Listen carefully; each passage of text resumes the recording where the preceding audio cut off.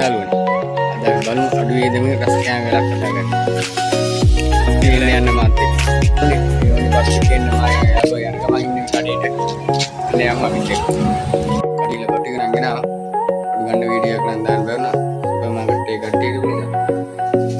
මෙතන අපි ගෙනාව බබ් ටික. බලමු මොනවද හදන්නේ කියලා.